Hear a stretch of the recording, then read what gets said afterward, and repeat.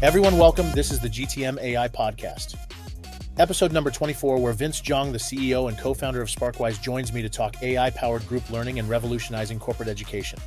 Sponsored by the GTM AI Academy, your go-to source for learning how to use AI in companies, teams, and in your individual workflow. Business impact over learning tools. Good morning, good evening, good afternoon, everyone. This is Coach K, and I have with me the man who I've come to actually get to know over the last few weeks, and I can tell you I'm just, number one, impressed. Number two, he's like the nicest guy ever. Vince with Sparkwise, the CEO and co-founder, I believe, of Sparkwise. I'm super excited to have you. How are you, my friend? Doing well, and I want to say the same to you. You've been delightful to get to know. I feel like every time we chat, we feel like we've been knowing each other for a while. So anyways, I know. I Yeah. feel that way too. I have, on a side note, I know this has nothing to do with the podcast. I just wanted to tell you, I have a good buddy of mine who I've known since high school. He was in the band with me for a long time. He's my guitar player. And you remind me a lot of him because just like super laid back, super smart, very conversational, very warm. And so I'm really excited to have you. Your background is like super impressive. Anywhere from the engagement manager, you did AI with McKinsey a long time ago. You're an advisor for a couple of people. And right now, obviously, you're with Sparkwise. Super impressive. And a podcast host. You just barely launched your podcast, which is phenomenal. Newbie, Yeah, nowhere the close newbie. to where you are, but learning. It's coming. I know. It's welcome to the podcast tribe. It's good. Thank you. What I'd love to know though is obviously that's all the stuff on LinkedIn, and you and I have talked before, but what I would love to know is the story that's not on LinkedIn. Like, how did you get from going from McKinsey to now being a startup in the crazy AI learning space? Yeah, so maybe it's worth taking a step back to where I started, which is I'm an immigrant. I was born in South Korea and I moved to Canada when I was 12. Cool. And as an immigrant, education and learning are just really fundamental to your life because it's the key to making it, right? And so I think I was naturally primed to really care and work really hard in school. And what I found myself was that passion carried through school and then when I first started my career. So I started my career at McKinsey, and basically my career is half in consulting and half I did international development work in Tanzania and then in Colombia and so on. And Cool. I find myself throughout the entire journey doing a lot of stuff around people development, talent development, capability building, organizational development work, right? Basically things around enabling people. And realized by tracing backwards, that was my passion area. So when I was leaving McKinsey at the end of 2020, this was at the height of the pandemic, everything was going virtual. There was a lot of questions around how do we continue to help people develop when we can no longer be in person and create these really immersive environments in real life. And felt like there was an opportunity to dedicate my passion for learning and marry that with what I had learned and the opportunity being created by the technology and behavior shift that was being induced by the pandemic. And now I think AI is a further accelerant to what we're doing. So it's been an exciting time to be in the field of learning and skill development. I know from my viewpoint as an enabler and doing things both in person and remotely for years, what I would say, but I'm curious from your viewpoint, what do you think are some of the most valuable things that you used to do in person that then was restricted by remote, and how are you mitigating that gap? Yeah, that's a great question. And I think that's really the lens through which we've thought a lot about Sparkwise. So if you think about what's really effective about in-person learning, there are probably a couple components. The first and foremost is connection, right? You're there with other people. Humans are social beings. I think when you are surrounded by others, it creates a kind of an environment and energy and desire to push yourself and actually try hard in doing something new and learning. And that is harder to foster in a virtual environment, and I think people struggle with that. And of course, related to that is attention. How do you capture people's attention? If you're in a room, you can't really do other things, right? But when you're on a virtual Zoom, it's very easy for you to multitask. And most, modern workers are being bombarded with many different things. So how do you actually get people to focus and pay attention? I think is another sort of challenge. The other thing is when you're in person, it's very easy to do diverse activities, right? Okay, like Yeah. go in a group and work on stickies, and then let's come together and let's share it. And there's a whole Yeah. bunch of things that you're able to do that change up the modality. When we went virtual in 2020, at first it was okay, we have Zoom and And Zoom everyone rooms. at the screen, right? Yeah. And fine, we have other tools like Miro or things like that, but it's really hard to facilitate that. It's clunky, people get Yeah. lost. And so it's very hard to create the dynamism of learning modality. And so we thought about, okay, how do we really bring these elements to life virtually? Mhm. And where can we make it even better than in person? And so I think that's how we've built the platform. It's a group environment. You're learning actively together, seamlessly, Yeah. like working on different activities, comparing with each other. It facilitates conversations, hopefully in a way that really creates connections. Anyway, Mhm. so that's how we've thought about that problem. Yeah. That's awesome. I know you took me through a quick demo before, and I saw the demo on your website. So if anyone, it's hard to conceptualize until you see it. Like for me, I was like, I don't understand. But as soon as I saw it, but that's cool. So if anyone's listening does not have an idea, I will make sure I'll include the demo link in the description so people can see it too, because it's freaking awesome. So curious then, let's take the next step then. How you just barely included the AI part of it. How is AI now integrated into the process? What do you use AI for? Yeah. So there are three different ways we're incorporating AI into our platform, but Mhm. before that, it's probably helpful to point out how we think about use of AI. Cool. There was a lot of talks around AI and learning like everywhere, right? AI and Yeah. anything everyone's talking about, It's everywhere. especially Yeah. in the learning space as well. And Yeah. it feels a very natural way, like application of AI. One way we think about it is, okay, how do people fundamentally learn best? There's a lot of Mhm. science around that. There's a lot of research that's been done around that. And I think we are all about how do you use AI to turbocharge that? Um, versus, oh, AI is now possible, let's do things. And for us, one fundamental belief we have, we're in the corporate learning space. So we're teaching adults who are busy professionals and all of that. Yeah. We've definitely structured our platform around human to human interaction. Our belief is that human to human interaction is necessary for people to actually want to learn and try Mhm. like hard, because you have to try, Right. put in the effort to learn. And Right. so our emphasis has been around how can AI create incredible human-to-human experience and facilitate that versus can AI replace the Right. human person and you end up just learning from AI, which I think could be useful in specific aspects. I'm not saying there's no application for it, but I think Mhm. I question its like super broad applicability in learning. So anyways, that's how we think about it. Now, in terms of specifically what are ways in which we're using AI in our platform, there are really three different ways. Mhm. The first one that we're doing now is we are in our group learning experiences where they go through lots of different activity types, and we have dozens of activity types that are enabled on our platform. One of them is interacting directly with an AI chatbot that's integrated on our platform and really Right. teaching people how to use it to push their thinking. And also part of it is also driving Gen AI adoption, which is what a lot of enterprises are struggling with. So we're teaching people how Right. to use AI, how to leverage AI to do better complex thinking and so on. So that's one way we're doing it. The second one is we're thinking a lot about how can we leverage AI to facilitate really dynamic interactions, almost like a facilitator. Yeah. But I think the UX and UI of that is really critical. So it maintains the human essence of the dynamic. And that's Right. something out there we're still in the early days of experimenting and trying to figure out the right way to enable that. Right. And then the third piece is it's pretty widely used in a lot of places, faster content generation Right.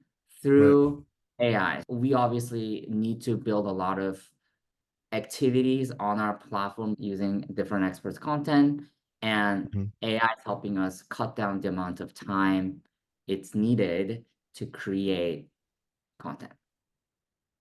Love it. What it sounds like to me is that it's instead of you focus on the one-on-one learning thing, you're really focused on more of the social aspect of the group learning mastermind type format. So I think that's an important distinction, is that I think AI from a one-on-one learning perspective is going to dramatically change things just because of how you're able to do things. For example, I keep thinking at some point it's going to be last week of the company who launched a streaming service that you could put in a prompt and then create a anime cartoon-ish movie. And like that will come with all things. And I keep thinking it'd be cool if you could do the same thing with learning and say, like the Matrix without plugging in, but you can say, hey, Yeah, teach me yeah. Kung Fu, and then it just builds out this thing for you as a one-on-one learning thing. But from a group perspective, like it's a little bit different because you obviously you have a bunch of other humans in the mix of what you're ever trying to learn, which is where your platform, I think, shines. So curious then, I'd love to have you from, how do I say this? Let's dive in because this is your unique guest because you have this learning background I really want to tap into, not only with your platform, but just in general with learning. Do you feel or do you think that AI will, I don't know what the right word is. You think any part of human learning will change as a result of AI? That's really interesting. I really hard to predict. I think the question that I have is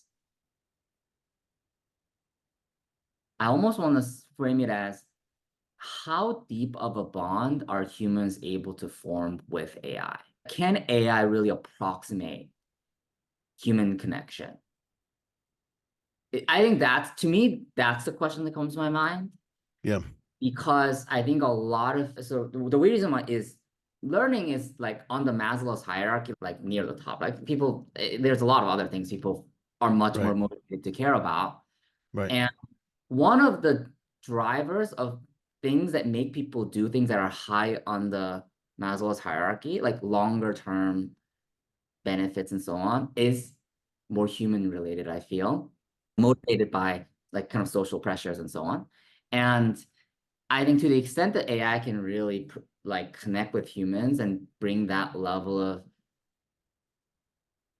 like human motivation, I think it could Mhm. be, it could truly change how people learn. And actually, to your point, like maybe people will learn much more one-on-one with AI. Now, I think that's one where today I have a fundamental skepticism of it, that I can imagine like fringes of population, let's say 5 to 10%, really being able to really engage with AI and like in earnest and learn from it.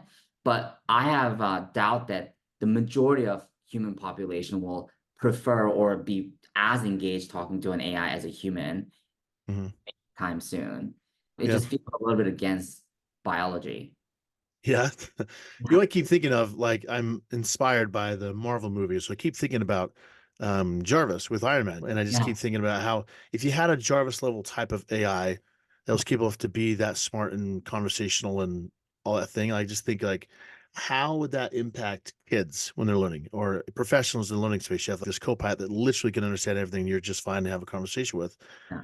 Would that help you learn, or is it more about the creation process, which is also a learning process? But I'm just curious, do you see things going that direction? And like with, for example, your own platform, do you see the world where you have almost like an AI avatar host that's like guiding people through the learning process, kind of like a facilitator would in real life? Do you see that kind of thing happening? It's the direction we that certainly think about as a possible Yeah. like sort of R&D in the second piece of AI application I mentioned before. It's a really interesting and important question. I think there's a risk there, I would say, which is the analogy I would make is what happened when GPS got introduced? We all became incredibly stupid on the road. Like we can't navigate the roads ourselves. Like you become over Right. reliant on the tool. You abdicate your thinking in that one domain. In the past, the tools that we introduced were pretty niche and specific. And actually, okay, I'm okay abdicating my mental space to this because I'm going to focus on something broader. Hmm. AI is a bit interesting because it's the amount of things it can do is like very wide, in fact. And human brain takes actually a pretty long time to learn and master a skill, right? So the risk is, okay, you have a Jarvis. Is Jarvis enabling you to really do better? Or are you going to be so over reliant on it you never even build a judgment yourself? When do you know that Jarvis is telling you a great insight versus a good insight versus a crappy insight? if you never Right. have to do it yourself. I think a Right. lot of people are grappling with this challenge. Will we collectively become stupider as a species? To be It's a to good be question. a bit crude, but I think that is the question that's being posed by a lot of people, and I do really think and worry about that. Mhm. And in a way, we're building a lot of our platform to tackle that problem, which is okay, even for example, even in sales, like revenue enablement, like you Right. often do sales workshops and you introduce like a framework or a mental model. And then people need to learn that, and then they go practice it maybe with each other, and then go practice it with real clients. And over time, Right. you get. And what is really key is you first need to build and conceptualize a mental model of what great looks like. Hmm. So you can tell the difference between a bad discovery call and a great discovery call, because great's supposed to look like this. And so we think a lot about how do we effectively give people mental models and the judgment they need, such that when they have AI with them, they can actually use it for great stuff versus being just reliant on it. Bring up a lot of good points. And one thing I wanted to tap into you with was just like, I keep telling people, I think the two skills that will erupt as a result of AI are very human, which are critical thinking and creative thinking. Because you have to be creative to think in expanse of all the things you can do. But when I take students through the academy, the thing I always tell them is you have to be super critical and put yourself into editor mind, like a newspaper. You got to be the editor of all the stuff because you're not the one creating, but you're the one filtering the stuff. Mm. Um, so I'm just curious, like in your both as a CEO with your developing the products that your team's developing for people to learn, all this other stuff, like how do you approach that? I guess you could say trust factor or the critical factor around AI to make sure people are like aware that, like how are you mitigating that exact same thing? Yeah, it's a really good question. And right now we're doing what I saw work best in places I work, especially Hmm. at McKinsey. They have this thing called the apprenticeship culture. Yeah. Uh, and the way actually, there are different components to it, but the one thing that's from that I think is relevant here is the way that Hmm. the organization works is that on a given team, you have like that when you have a client service, you have different levels of McKinsey consultants serving a client, right? Right. Have sort of the new grads that are the workhorse doing a lot of the analysis, but then it's layered with at the very top, like senior partners or partners who've been at the company for a long time. There's a lot of discussions around is that an effective model. One thing that I think is very effective about that model is there's someone who's seen far more patterns across more clients and across the years that's holding the bar on what great looks like, and Right. basically say, no, this is like not good enough, or no, this is too basic, or no, this has been done. Like this is right, or this is more likely to be the right answer. So go dig here. And the way I think about it in our company is we have to have different people like inside the company across function who's holding that bar, who Hmm. can tell the difference between no, like I can tell this was written by ChatGPT and it's way too generic, to no, this is an insightful thing. We should push on this. Right. And yeah, right now it's through this kind of some human level judgment on what great looks like, Hmm. and pulling the difference between that and what is being generated by the team using AI or not using AI is the way Yeah. I think about it. Now, there may be other ways, but haven't yet necessarily come into that. Haven't tapped into it. You will. I'm sure you will. So Yeah. I have this one of the things I have is a nonsensical framework I call LOPAFT. And the second step in LOPAFT is observing what good looks like. And it's amazing how so many companies I work with, from startups to whatever, Mhm. have a really hard time identifying for sales rep, customer success, for whatever, what that looks like, just because they sometimes don't know. And that's one of the dangers I see with AI is that when people get results back, like when you have someone who's just fresh out of college, and if they were somewhat decent at AI, they could probably get to a half decent result in whatever. So if I ask someone for an onboarding plan and they have Yeah, never done onboarding before, they could probably do an okay job with it with AI just because if they knew AI. yeah, But if they came to that plan with me as an enabler who's done it for years, I could say, nope, that's not going to work, not going to work, not going to work.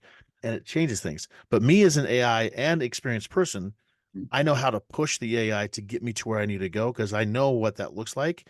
yeah, And funny enough, like I think that combo of experience and AI, like what I'm seeing right now is that people are either experienced, they're not doing AI, or they're not experienced and then using AI. That is that middle ground that needs to happen. Do you ever see a world where AI will have the ability to identify that and be able to critique that and say, based on whatever research or whatever expert source, this isn't good enough or something like that? Does that make sense? yeah. I think that's where a lot of fundamental AI companies are trying to do. Like, when I say fundamental AI companies, like AI companies that are building the AI models, Yeah. what I know is that there's a lot of push to train AI models on true world-class experts. Now, that's really hard because these experts are very expensive and Right. scarce. But Right. ultimately, AI model performs as well as whoever's trained it. So I Right. know there's a lot of push right now to get better, more skilled people to be Hmm. training different niche sort of parts of industries and Yeah. domain. And as that happens, maybe the things that AI gives you will be of higher quality. So if you have an optimistic view, you would say, okay, we're gonna get better and better at this. And like if a new grad came in and used AI, Hmm. they are able to get to not a 40 to 50% answer, but like an 80% answer. And so then we start with an 80% answer, and then we are able to push it to something really great going forward. Yeah. Um, Now there's still the question of, okay, are we all going to be like, oh, 80% answer is fine? In most cases, it is. Hmm. And so that sounds like a good thing, except, okay, then over time, before everyone's 80% is good, so you turn off your brain.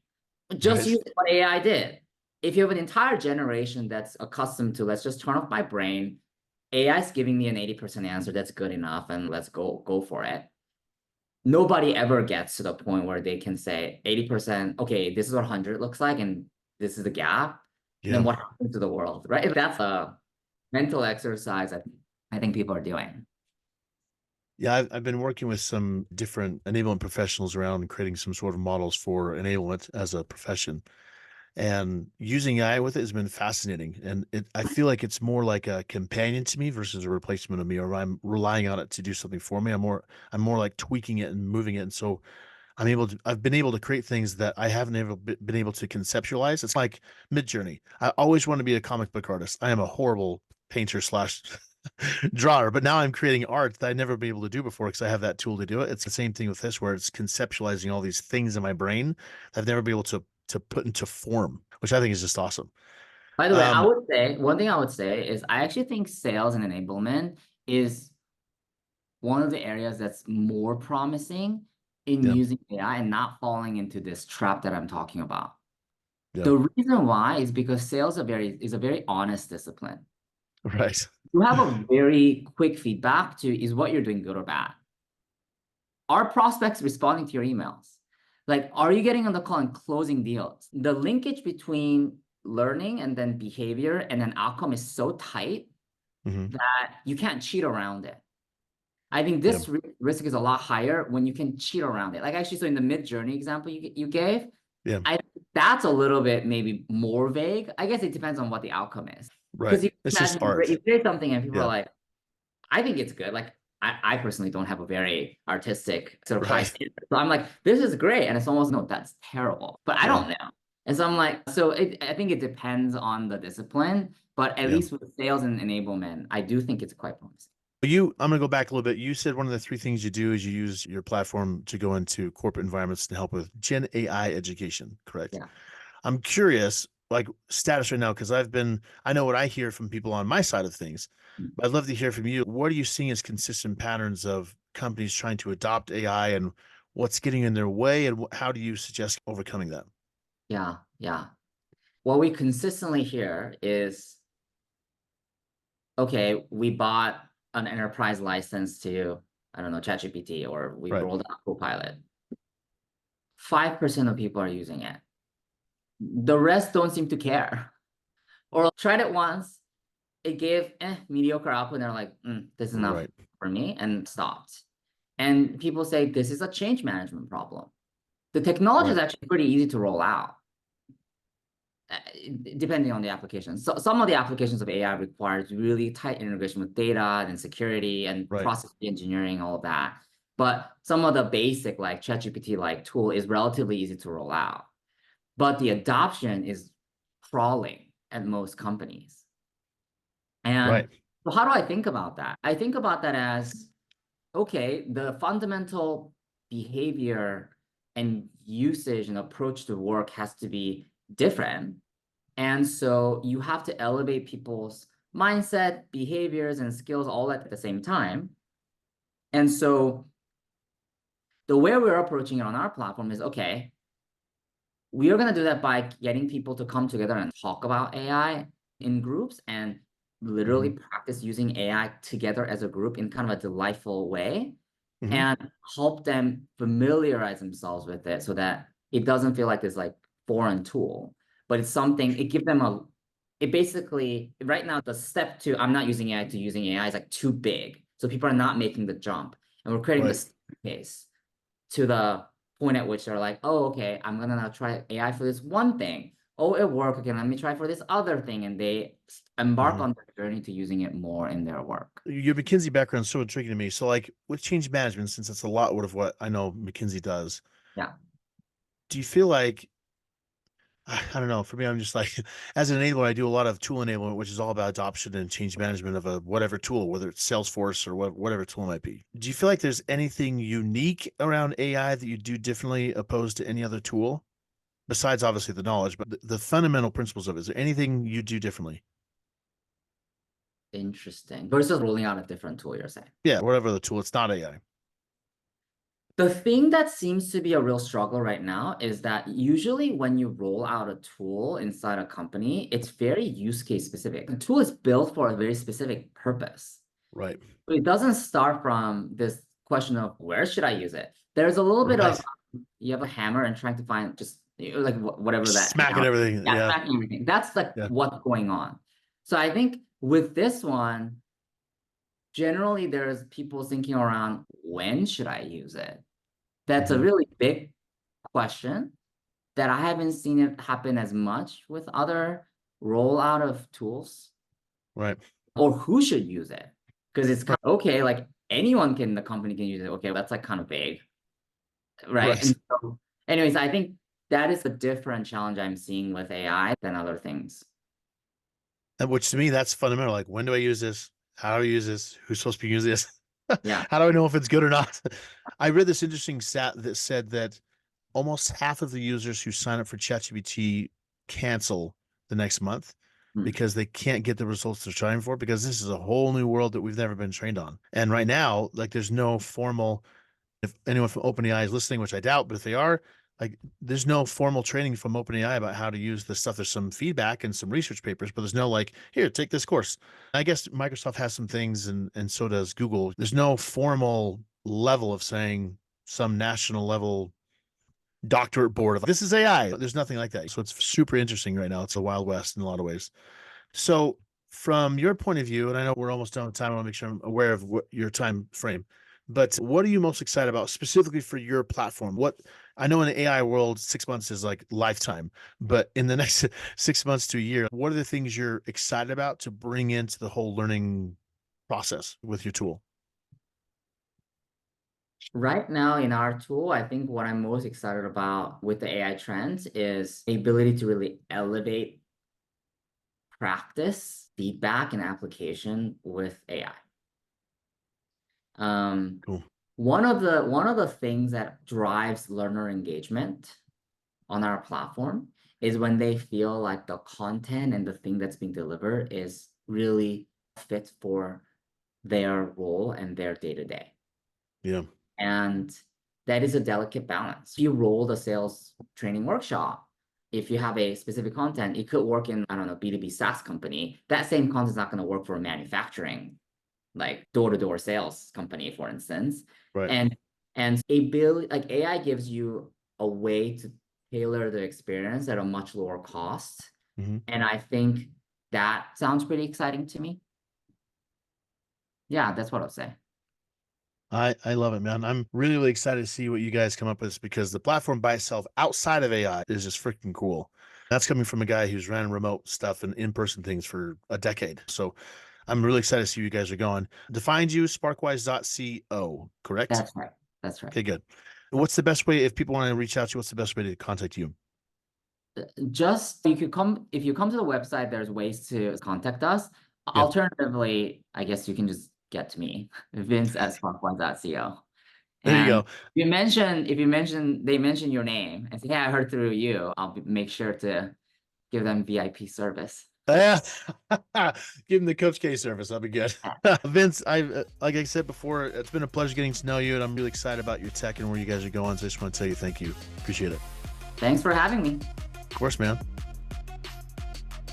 Thanks for listening to the GTM AI podcast. Please follow, subscribe, like, comment, and come back for more.